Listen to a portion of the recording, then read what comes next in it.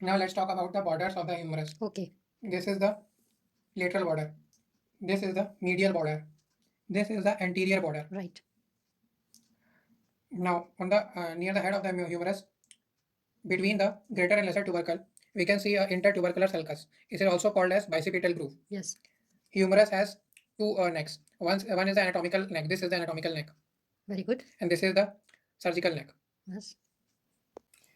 This is the anterolateral surface of the humerus. Anterolateral. This is the anteromedial surface of the humerus. Yes. And this is the posterior surface of the humerus. Okay.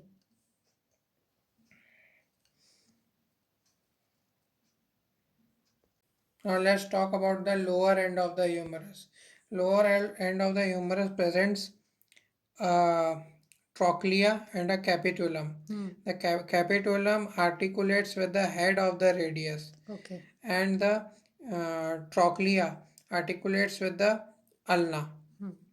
This is the coronoid fossa. Okay.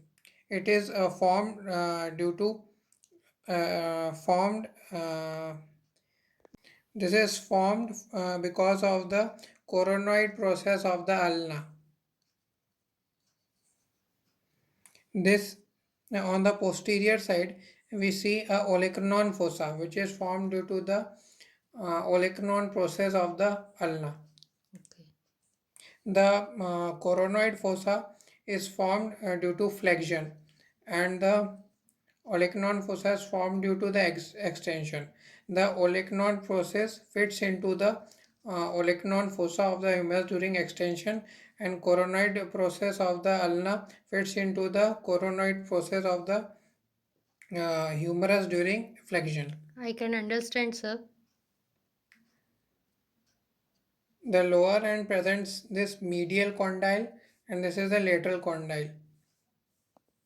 The anterolateral surface presents a deltoid tuberosity. The greater tubercle of the humerus gives attachment to the supraspinatus, infraspinatus, and teres minor muscle. The lesser tubercle of the humerus gives attachment to the subscapularis muscle. Now this is the bicipital groove. So the medial lip of the bicipital groove gives attachment to the teres major muscle.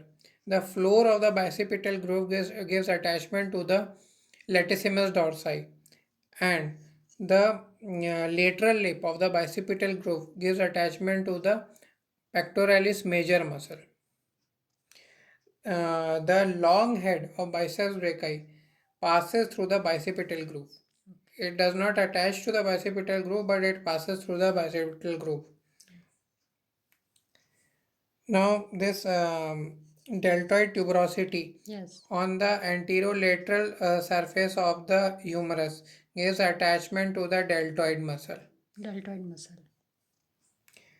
The lower half of the front of the shaft, that is some part of the anterolateral and some part of the anteromedial surface and the anterior border, gives attachment to the brachialis muscle. Okay, sir. The midpoint of the medial border of the humerus gives attachment to the coracobrachialis muscle. Okay, sir.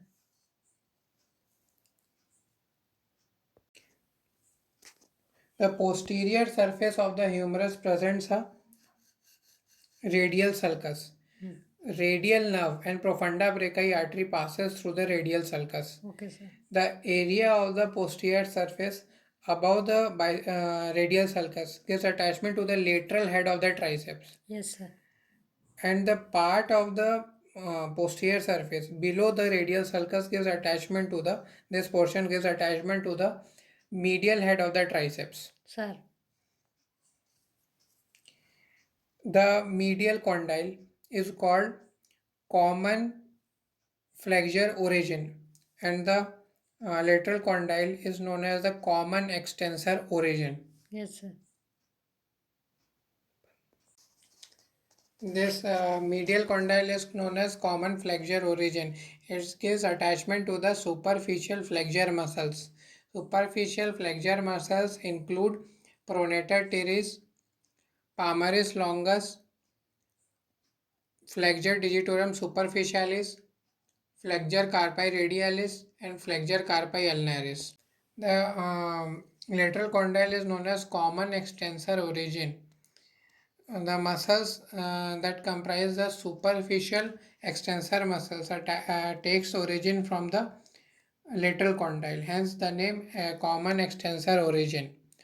The muscles are anconeus, brachioradialis, extensor digitorum, extensor carpi radialis longus, and extensor carpi radialis brevis, and extensor carpi ulnaris, and extensor digiti minimi.